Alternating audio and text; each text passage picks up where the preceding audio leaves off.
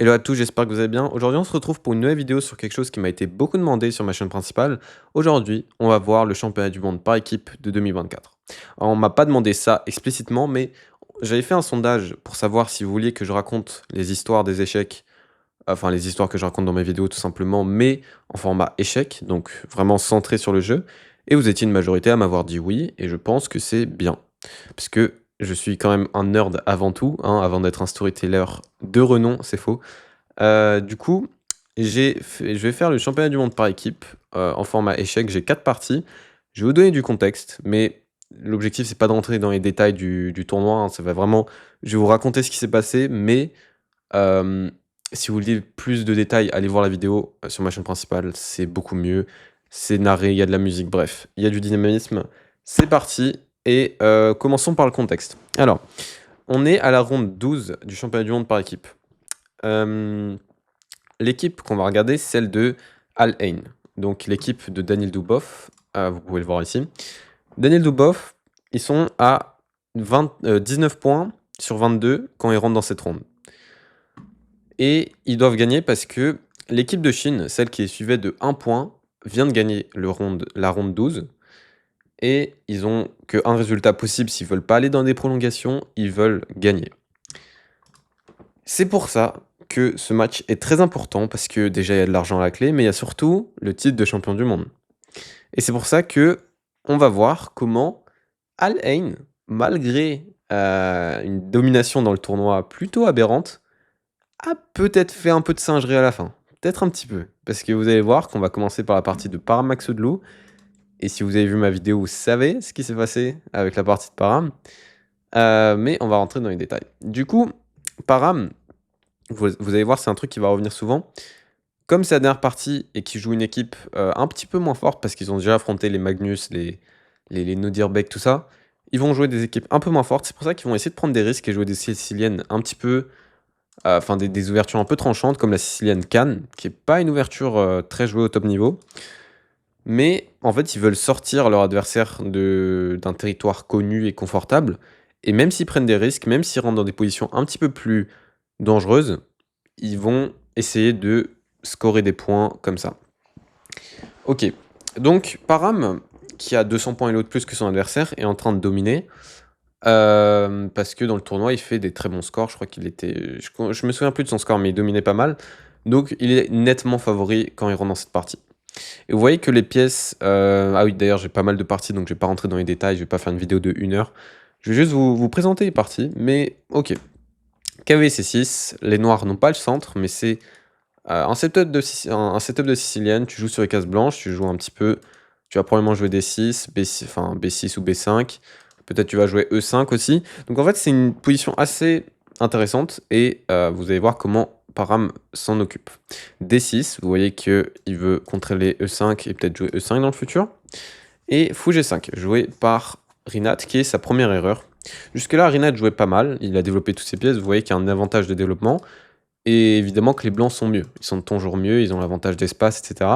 Mais Fou G5, selon l'ordi, c'est un pas dans la mauvaise direction parce que ça autorise le coup cavalier E5 qui permettrait, après peut-être la prise du fou. Non, il veut pas prendre le fou, l'ordi, il veut juste donner espion. Enfin, il veut casser la structure avec l'idée de faire grand roc et de ramener une tour sur la colonne G et attaquer comme un fou. C'est ça l'idée de l'ordi. Malheureusement, Param, il est humain, il joue dame E7 pour défendre le pion et il se dit ok, tu peux casser ma structure, il n'y a pas de souci. Mais en final, je suis toujours mieux parce que j'ai joué E5, je jouais fou E6 et tes pièces sont pas vraiment coordonnées pour attaquer mon centre. Mon fou est monstrueux, t'es pas forcément bien. C'était ça son idée. Du coup, son adversaire joue tour D1, très principe. H6, il pose une question, son adversaire revient. Est-ce qu'on échange le fou? Non, on n'échange pas. On attend qu'il nous échange. Petit roc, fou prend A7, tour prend A7 et la position est égale. C'est la partie de n'importe qui dans cette position. Et Param se disait probablement que voilà, il va ramener ses pièces, il va jouer E5, et va commencer, comme vous allez voir, il va commencer à prendre vraiment la confiance parce qu'il se dit j'ai réussi. J'ai réussi à avoir une ouverture qui était sur le papier un petit peu moins bien pour moi, mais après quelques coups, on s'est rendu compte de quelque chose de très intéressant, c'est que son adversaire commence à prendre beaucoup de temps. Tellement de temps qu'il va passer 2 minutes pour jouer F4, essayer de créer du jeu au centre, puis encore 2 minutes, avant qu'il lui reste vraiment 4 minutes dans cette position. Et Parham roule sur l'or. Il a une meilleure position. Il a plus de temps, mais beaucoup plus de temps. Il a pas la paire de fou, mais c'est une position plutôt sharp, plutôt tranchante, oui, parce que je préfère les blancs, hein. Positionnellement, je préfère quand même les blancs, mais je trouve que c'est sharp et je sais que je ferais beaucoup d'erreurs avec les blancs dans cette position. Mais vous allez voir que Parham, bah, il va jouer ça comme si c'était du beurre, hein. Il joue très vite, il joue très principe. Son adversaire il ne lui reste que 2 minutes, hein. Fou B5 et là, Parham se dit: «OK, j'attaque la tour», puisqu'il se dit: «Pourquoi revenir au bercail? Ça ne sert à rien, autant attaquer la tour arrive». Il se dit: «OK, mon pion est attaqué, pas vraiment. OK, peut-être qu'il veut aller en D5, c'est intéressant». Non, je vous mens, en fait, il a pas du tout réfléchi dans cette position. Il joue en 1 seconde, si vous regardez, il a joué en 1 seconde le coup B5. Et B5, c'est pas un bon coup, vous pouvez le voir. Tout simplement parce que dans cette position, son adversaire réfléchit vraiment peut-être 10 à 15 secondes et il joue B3, instant. Et c'est le meilleur coup, pourquoi? Parce que le fou que t'as placé là, après qu'on t'ait joué F5, tu devais attaquer la tour, c'est très bien. Par contre, ton fou n'a pas de case. B3 est une menace, genre si tu joues, je sais pas, roi H8, B3 est une menace, tu perds le fou.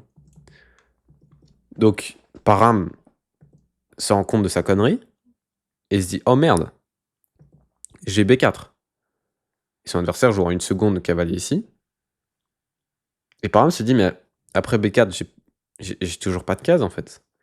Il se dit: «OK, je vais jouer D5, je vais créer du jeu. Sur la prise, j'aurai au moins pion prend C4 et au moins je créerai du jeu». Et vous voyez que c'est pas sûr. Et sur D5, son adversaire juste il prend le pion et Parham est perdant.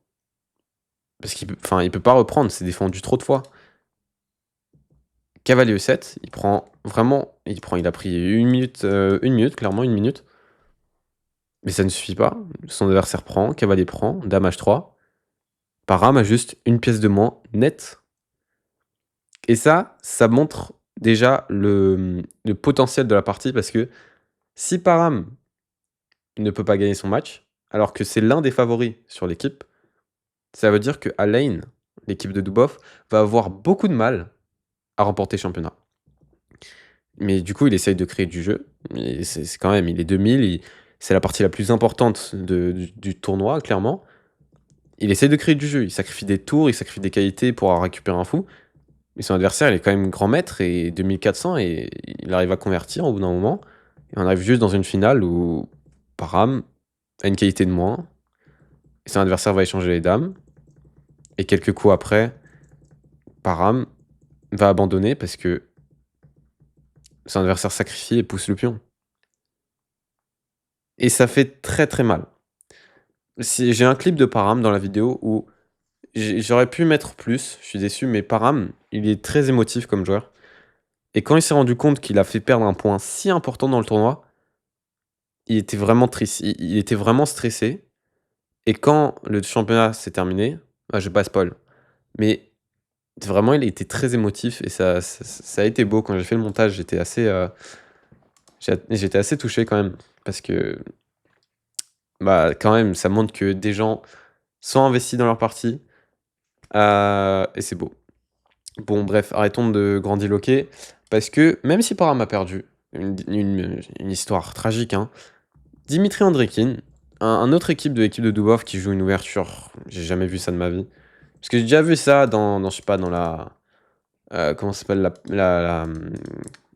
c'est pas la pire, c'est, waouh, attends, ça va me revenir. D6C, la Philidor, voilà, la Philidor, excusez-moi. J'ai déjà vu ça dans la Philidor, mais là, c'est clairement pas une Philidor, c'est un truc vraiment bizarre. T'as pas de fianchetto, t'as juste tes pièces un peu mal placées, et son adversaire est juste clairement mieux. Mais vous voyez, il a fait exprès de Dimitri Andrekin.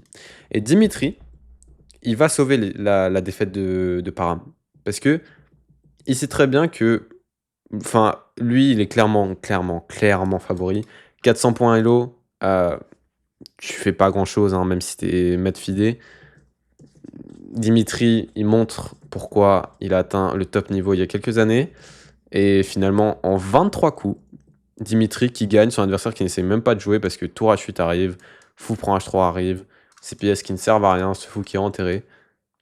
Et c'est très clutch que Dimitri soit là pour sauver Param. Parce que si Param, il avait perdu et que Dimitri, il avait fait une draw berlinoise, je peux vous assurer que ça n'aurait pas été le même résultat. Donc, voilà, Dimitri et Param qui font globalement dans le score général de l'équipe 1-1, du coup c'est une égalité. Les deux derniers échiquiers ont fait match nul, ce qui veut dire qu'on est à 2 sur 2 dans le tournoi. Il reste les deux parties les plus importantes, celle de Vladislav Artemiov et celle de Daniel Dubov. Je suis en train de réciter ma vidéo pour ceux qui l'ont vu. Mais du coup, c'est les parties les plus importantes parce que sans elles, tu peux pas. Enfin, ils veulent vraiment pas aller dans des prolongations. Parce que l'équipe de Chine, elle dominait le tournoi. Elle était bien plus forte au classement Elo que eux. Ils avaient Wei, ils avaient Pangbo qui est une légende maintenant. Ils avaient Ding Liren, le champion du monde, qui va probablement pas être le champion du monde non plus dans 2 mois. Il va plus l'être. Mais ok, on va voir, c'est parti. Ils veulent vraiment pas de prolongation. Et ils se lancent. Parce que Vladislav joue le coup C4. Et il joue une English Symmetrical Variation. Je suis en train de lire Chesscom.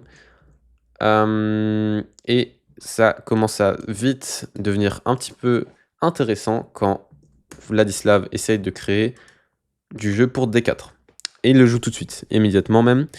Il prend, et là on va avoir quelques échanges. Dame 2, il essaie de défendre C4.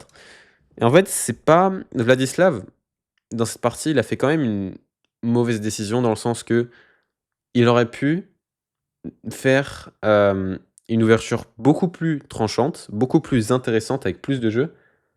Parce que dans cette partie, en réalité, même s'il a un avantage là, c'est bien plus dur de pousser à la faute.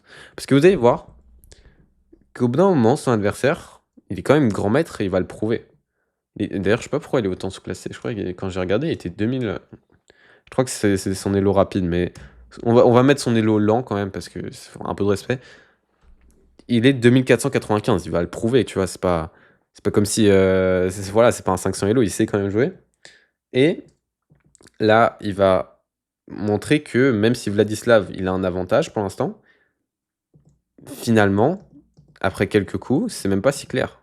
Parce que l'ordi, il aurait préféré pas tour C2, puisque même si tu veux doubler, là, il aurait préféré peut-être cavalier A2, cavalier B4, c'est un plan assez intéressant. Mais vous voyez que les joueurs ont beaucoup réfléchi là. 26 secondes, 3 minutes. Et en fait, c'est vraiment pas le bon plan de jeu quand tu essaies de gagner, parce que Vladislav il avait probablement l'intention de laisser ses adversaires, ses teammates gagner, comme par exemple Param, parce qu'il pensait que Param allait gagner, sauf que non. Et en fait, finalement, il se rend compte que il peut même perdre le match parce que son adversaire est en train de créer du jeu et il lui reste 27 secondes. Donc c'est chaud là. Ils échangent tout. Et en finale, il y a que les blancs qui sont mieux parce qu'ils ont un pion pas assez protégé, mais ce faux est un monstre. Et pardon, je dis n'importe quoi, je suis fatigué. C'est pas un pion passé protégé, c'est juste un pion passé. Et ok, Vladislav crée du jeu, mais encore une fois, ça ne suffit pas. Là, on arrive dans une finale, mais totalement égale. Et malheureusement, plus on échange de pièces, moins il y a de chances de victoire. Et son adversaire va le prouver parce qu'au bout d'un moment, il n'y a plus de pions pour gagner en fait. Et quelques coups après, Vladislav qui va dans une finale totalement égale. Et ça va longtemps. Vladislav essaye de forcer, vous voyez, il essaie de forcer parce que il sait très bien que le match là il est important, il a besoin de gagner. Mais ça finit juste par un sacrifice de cavalier et ouais, tu peux pas le mater. Donc, tout arrive à cette dernière partie entre Daniel Dubov et Jingyao Tin. Les scores sont à 2,5, 2,5. Parce que Artemiov n'a pas réussi à battre un adversaire qui a 400 elo de plus que lui. C'est chaud. C'est chaud. Et ils font une grosse contre-performance. Ce qui va aussi dans l'histoire, c'est que Daniel Dubov, il fait pas un bon tournoi du tout. Il n'est pas du tout à son niveau actuel. Il a joué à une performance de 2600. C'était pas un bon tournoi pour lui. Et maintenant, les scores de son équipe sont sur ses épaules. Il doit gagner sa partie, sinon Il pourrait même perdre sa partie et arriver dans enfin, il pourrait même pas aller dans des prolongations et juste être deuxième. Donc en fait, Daniel Dubov a tout sur lui pour gagner la partie. D4, il joue encore une fois pas une ouverture très ambitieuse. Son adversaire aussi, il essaye une semi-slave. C'est sharp, mais là, vous voyez, faire un d'échange, c'est presque considéré comme demande de match nul à top niveau. Donc Daniel Dubov ne pensait pas qu'il devait gagner cette partie. Il pensait que Param devait gagner. Et Dimitri, il pensait qu'il devait gagner. En fait, Daniel et Artemiov, c'était les deux plus hauts échiquiers. Ils pensaient vraiment pas qu'ils devaient gagner. Ils se disaient que c'était pas dans leur ligne de mire. Et vous voyez que là, déjà, on pourrait avoir des répétitions comme ça. Et vraiment, c'est jouable, hein. C'est pas déconnant, c'est des vraies lignes. Mais bon, son adversaire veut jouer pour le fight et peut-être c'était une mauvaise décision parce que s'il n'aurait pas joué pour le fight, Al Ain n'aurait peut-être jamais été champion du monde. Petit rock, petit rock. Et on a la position la plus symétrique du monde. Avant que son adversaire commence à jouer B5, c'est quand même une décision assez courageuse quand même. Parce que même si Daniel Dubov, il a pas fait un bon tournoi, faut pas enlever ses performances de case tennis. Non, je rigole. Parce que Daniel Dubov, je crois que c'est le mec le plus sportif à top niveau, je suis pas sûr, mais il fait des muscle-up, il fait des tractions, il est très très sportif. Comme Magnus. Magnus aussi est très sportif. Non, ce que je voulais dire, c'est plutôt que Daniel Dubov, est très fort. Et quand même, il est 2700 depuis, je sais pas, peut-être 10 ans. Non, peut-être que j'abuse. Je sais pas, Daniel Dubov, s'il est vieux ou non. Je vais checker après, mais en tout cas, il doit pas être un prodige de 17 ans, il doit être plutôt dans sa vingtaine, 26 ans. Et mais du coup, c'est pas le sujet parce que après quelques coups, on arrive dans cette position et tu peux pas prendre le pion parce que tu vas te faire probablement déchirer sur les deux colonnes. Et vous voyez que mais son adversaire a fait une décision très très courageuse de jouer dame C7 et laisser Dubov créer des problèmes sur son roi. Et vous allez voir que ces problèmes, il n'a pas réussi à les corriger, Jingao. Parce que au bout d'un moment, même si la position est égale, hein, l'ordi il dit que c'est égal, c'est pas totalement égal. Cavalier F5. Regardez juste une manière dont ça pourrait déraper très très vite. Cavalier F5. Enfin, cavalier C4, cavalier F5. Et je sais pas, tour D8. Dame ici. Tu te dis peut-être que je pousse mon pion passé, bah là il y a ma tour 2. C'est pour ça qu'un roi très faible, c'est assez important de faire gaffe. Et son adversaire, il fait gaffe, tu vois, il prend un pion, mais imaginons que la position c'était ça. Si la position c'était ça, je crois qu'il est presque perdant après tour B3, non? Non? Ok, dame C4, tour ici. Faut faire attention quand même, hein. Moi je serais pas serein dans cette partie. Mais ok, visiblement l'ordi n'est pas convaincu. Mais ok, faut quand même se dire que Daniel a des chances, mais son adversaire, s'il échange les dames, il n'y a plus rien.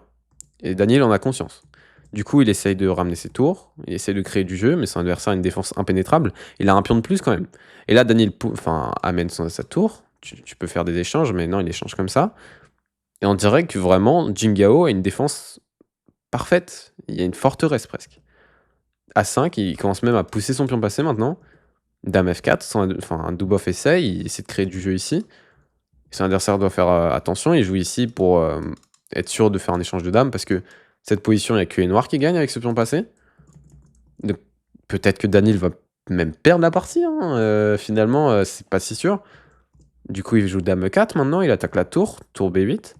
Cavalier F5, ok, là, il fait du progrès quand même, il met son cavalier sur des bonnes cases. Mais comment Daniel va réussir à casser les défenses noires? Dame ici. Il veut jouer H5, il veut jouer H6 et enterrer ce roi. C'est la seule manière dont tu peux gagner cette position. Vous voyez, l'ordi, il commence à vraiment aimer la position blanche. C'est la seule manière de gagner cette position. C'est de réussir à enterrer le roi et de mettre une attaque si dévastatrice que ce serait mat.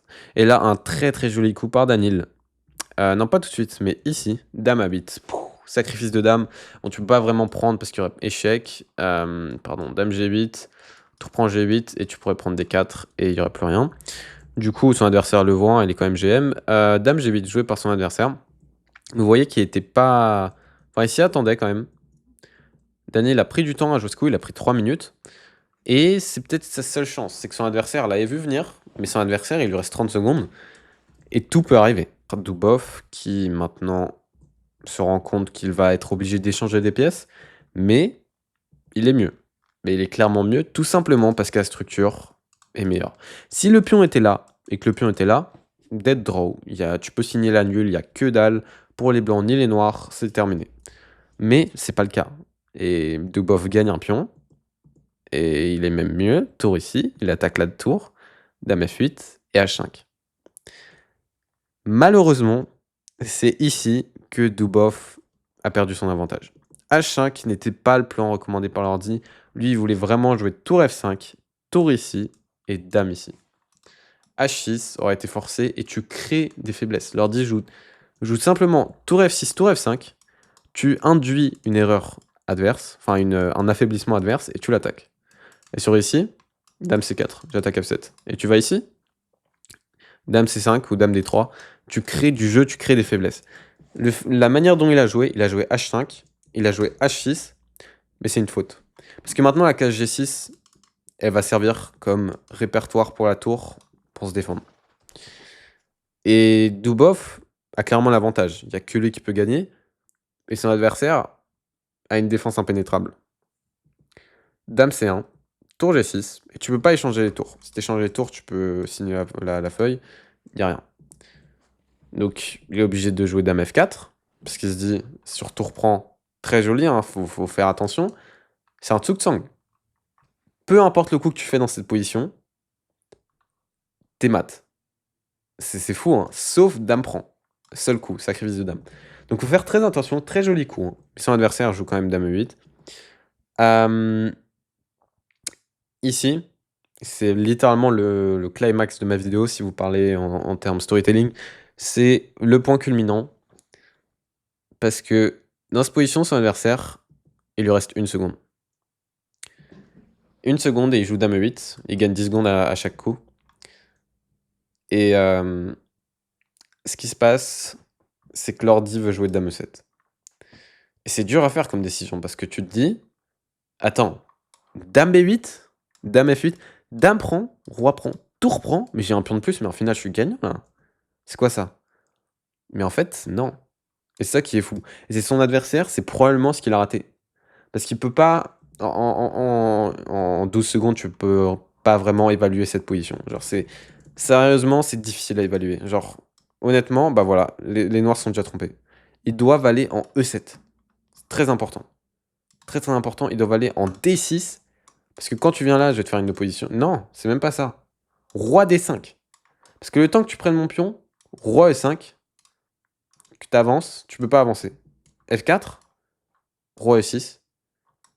Et vous voyez à quel point c'est compliqué d'évaluer. Roi ici, F5, prise, prise. Et cette position, par un miracle, est une match nulle. Et je pense c'est ce que son adversaire a raté. Et on peut pas le blâmer parce qu'avec 1 seconde, enfin avec 13 secondes, c'est pas évaluable en tant qu'un humain. Et son adversaire, selon lui, il pouvait qu'attendre une attaque inévitable. G4. Tu peux abandonner ici. Encore une fois, tu peux pas prendre, parce que dame prend F6, dame F8, et tu es Tsuk-Tsang. Tu peux jouer dame B8, mais tu vas te faire probablement déchirer dans quelques coups.